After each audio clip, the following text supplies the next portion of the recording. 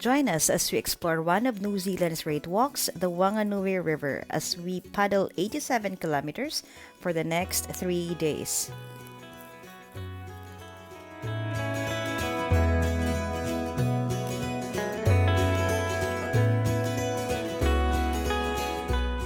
After the canoes have been set up, we had a briefing to discuss all about the V's, the rapids, and the whatnots, which made more sense as we paddled in the next 3 days. And day 1 starts from Whakahoro to Coull Hut, which spans around 37.5 kilometers.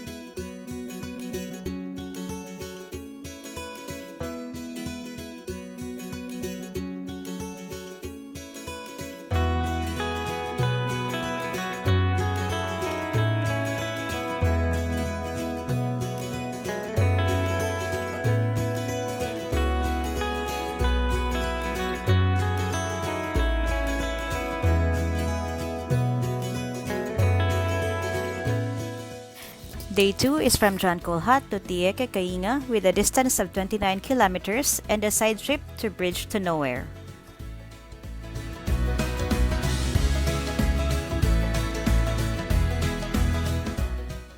Our first encounter with jet boat on the second day.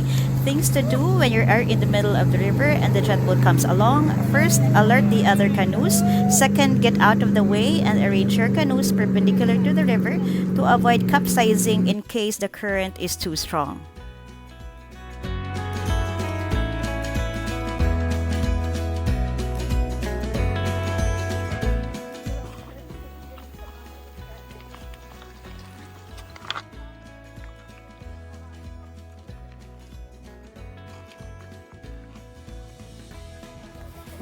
We did a side trip to Bridge to Nowhere via mga Purua landing.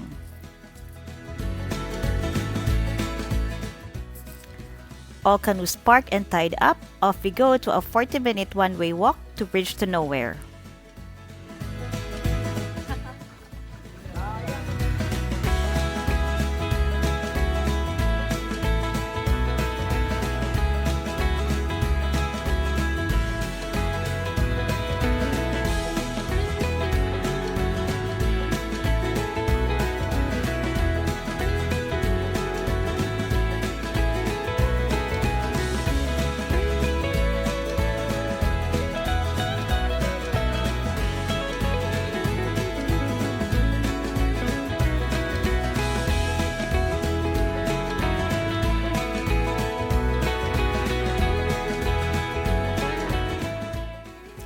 A bridge to where? Bridge to nowhere.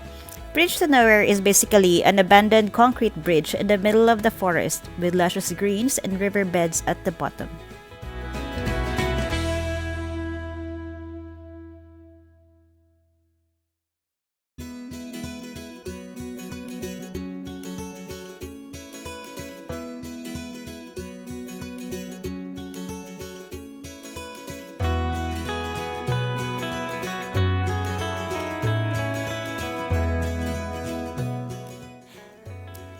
And from here, we continued our journey on to our next hut, Tīeke Kāinga. Our stay here was a truly memorable one. We got to learn more about and experience Maori culture. We were welcomed by a powhiri, a traditional Maori welcoming ceremony.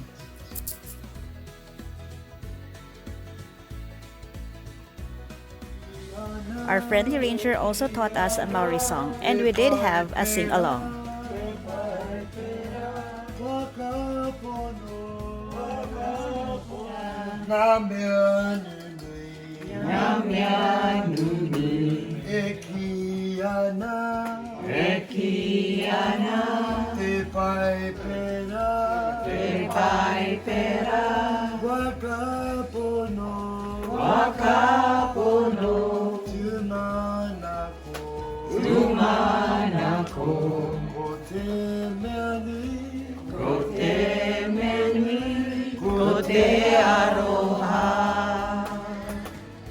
We also experienced sleeping inside a marae.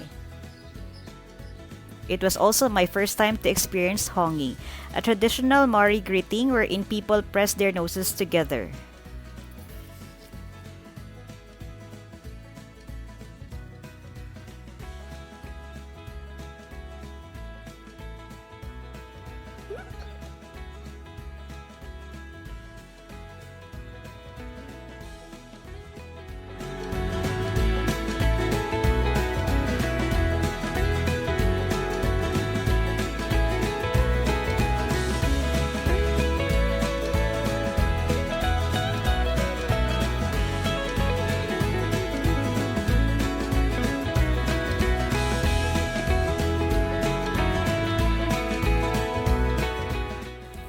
After a night full of new experiences, off we go on our last leg, Tīeke Kāinga to Pipiriki.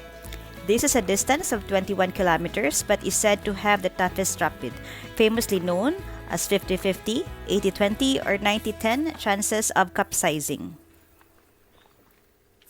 But we all succeeded and we touched down at Pipiriki.